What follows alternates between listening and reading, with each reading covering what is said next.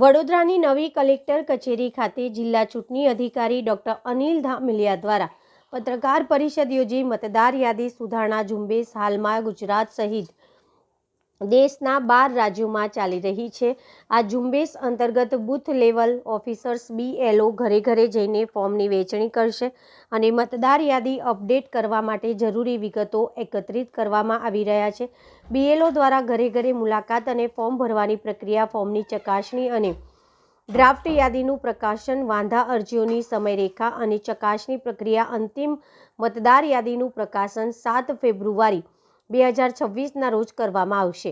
આગામી તારીખ 20 થી 24 નવેમ્બર દરમિયાન સોસાયટી અને બૂથ પર મેપિંગ અને મેચિંગ પ્રક્રિયા હાથ ધરવામાં આવશે। આ સંદર્ભે જિલ્લા ચૂંટણી અધિકારી અનિલ ધામેલિયાએ વધુ માહિતી આપી હતી। આપણે વડોદરા જિલ્લાની અલગ અલગ 10 વિધાનસભા વિસ્તારની અંદર આ કામગીરી તમામ તબક્કે થઈ રહી છે।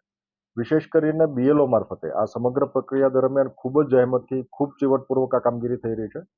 પાયાના જે કામગીરી છે એ BLO કક્ષાએ થાય છે। એમણે વિતરણની કામગીરી સંપૂર્ણપણે પૂરી કરી છે। ત્યાર પછી એમના કલેક્શનની કામગીરી, મેપિંગ અને મેચિંગ માટે પણ લોકોને સતત ગાઈડ કરી રહ્યા છે અને કલેક્શનની કામગીરી પણ ઘણા બધા અંશે પૂરી કરી છે। સાથોસાથ આપણે એમને ડિજિટાઇઝેશનની કામગીરી, લગભગ 5 લાખથી વધારે ફોર્મ એમને ડિજિટાઇઝેશન પર આ તબક્કે કરી દીધેલા છે। આગામી 4 દિવસ દરમિયાન આપણે વડોદરા જિલ્લાની અંદર વિશેષ એક ઝુંબેશ કરવા જઈ રહ્યા છીએ।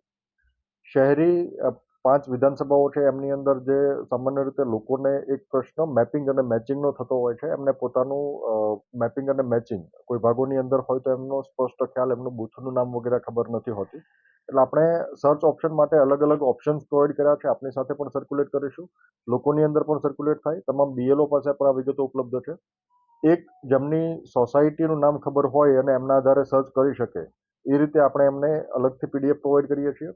માનો કે કોઈને પોતાના વિસ્તારની પણ ખબર નથી, વિધાનસભા વિસ્તારની માત્ર ખબર હોય કે એ સમયે કયા વિધાનસભા વિસ્તારમાં આવતા હતા, તો એના માટે અલગથી એક PDF આપણે પ્રોવાઈડ કરીએ છીએ, જેમની અંદર એ નામ પોતાનું સર્ચ કરી શકે।